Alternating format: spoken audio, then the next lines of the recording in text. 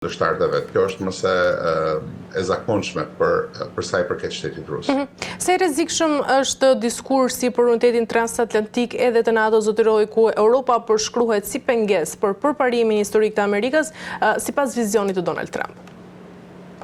Evropa duhet të ndjek vizionin amerikan, sepse Evropa nuk i ka fuqinë ushtarake që të kundërveprojë kundër askujt. Po t'ishte për Evropën, ushtria ruse do t'ishte diku afër Berlinit sot, sepse sot e kësaj dite Rusia prodhon më shumë municione se sa gjithë Evropa marrë bashkë. Pavarësisht përparimeve që ka bërë Evropa, pavarësisht investimeve të mëdha që këtyre 3-4 viteve të fundit të shteteve europiane, veçanërisht të Gjermanisë, për të krijuar fuqi ushtarake, ende nuk është në nivelin e duhur. Pra, Evropa gjatë këtyre 50 viteve të kaluara jetoi me vegimin se sigurinë do ta mbulonte shteti amerikan, sigurinë e të gjithë aleatëve dhe Evropa do të merrte pjesë në dasmën ekonomike, nëse mund ta quajmë kështu, të zhvillimit kapitalist.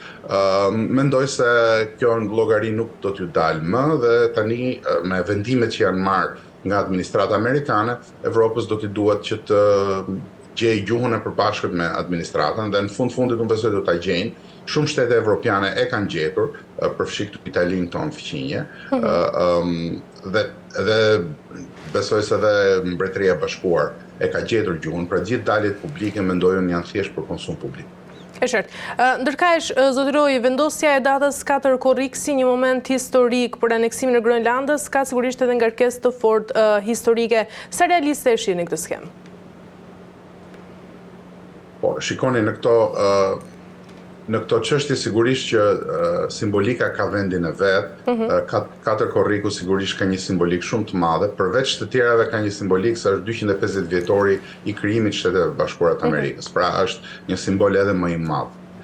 Por në marrëdhëniet midis shteteve simbolika luan një rol deri diku dytësor, pra edhe në këtë pikë simbolika luan rol të një kundërpeshe.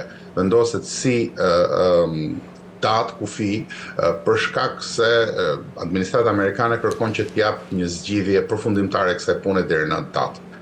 Ndaj dhe mendoj që 4 korriku është një simbolik, është më shumë për njerëzit, për atë që ju jepet njerëzve, është pjesa teatrore e politikës, por në marrëdhëniet reale midis politikanëve kjo na tregon se 4 korriku është një datë që nuk mund të lëviz, sepse është një datë ku do të festohet 250 vjetori. Dhe siç ju thash, unë mendoj që nuk ka zgjidhje tjetër përpos zgjidhjes së vullnetit të më të fortit, dhe në këtë rast më i forti dhe më i përgatituri në këtë luftë që në cilën ndodhemi janë Shtetet e Bashkuara të Amerikës.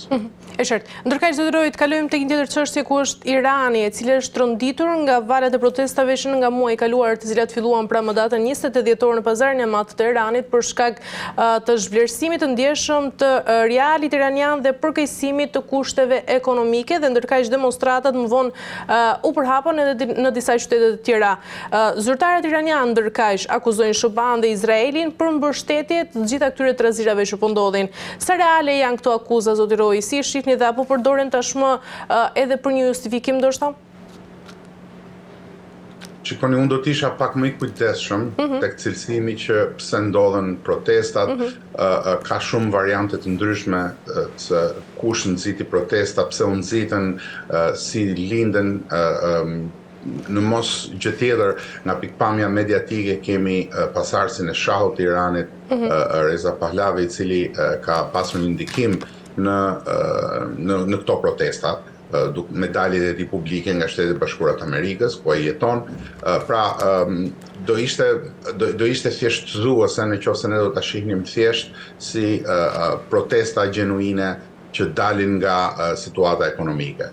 Por për t'ju përgjigjur pyetjes tuaj, unë mendoj që situata në Iran është sigurisht pjesë e të gjithë lojës ndërkombëtare që po ndodh përreth nesh. Irani është një pjesë kyçe e përballjes midis shteteve të ndryshme. Sigurisht që ka një aks shumë të fortë bashkëpunimi midis Iranit, Rusisë dhe Kinës, dhe Kina është një nga aktorët që në heshtje jep ndikim, domethënë ka ndikim në lindjen e mesme dhe po rrit ndikimin në lindjen e mesme, por dhe Irani është një shtet i madh, është një shtet në situatë gjeografike të favorshme për mbrojtje dhe është një nga shtetet që ka pasur vazhdimsi qeverisje prej shumë vitesh, kështu që është vështirë që të parashikohet një rënje e shtetit iranian. Në ana tjetër,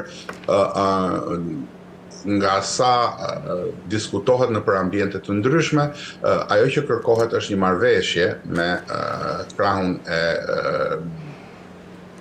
atyre që janë më të rinj në politikën iraniane për largimin e dorës së vjetër dhe ardhjen e një grupi të ri të njëjtës forcë politike, e cila të ketë marrëdhënie më të hapura ekonomike.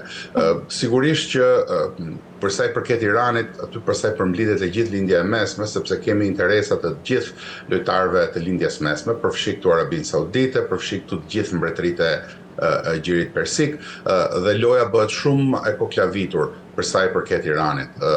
Pra përveç Kinës dhe Rusisë, kemi të bëjmë edhe me interesat të mbretërive të Gjirit Persik, të cilat pavarësisht se nuk duan ta shohin Iranin në sy, kanë interesa që mos vendoset një shembull që një grupim që sundon të hiqet me protesta popullore, sepse pastaj rrezikohet shumë kush në lindjen e mesme. E qartë. Ndërkaq zotëroj, Trump kërcënoi me goditje në rast të vrasjesh dhe pyetja lind se a ka tashmë SBA një ndikim efektiv mbi të gjitha vendimet e Teheranit? Sigurisht që ajo çka bëjnë Shtetet e Bashkuara të Amerikës ndikon tek vendimet e gjithkujt, edhe të një vendi si Irani, që është vend i madh.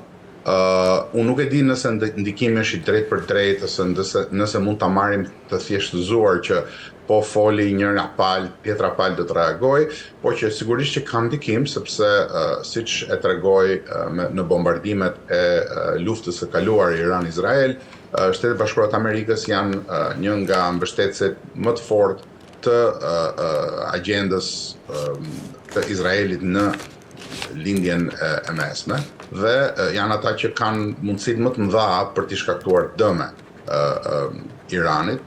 Kjo u duk edhe nga shkatërimet që ju bën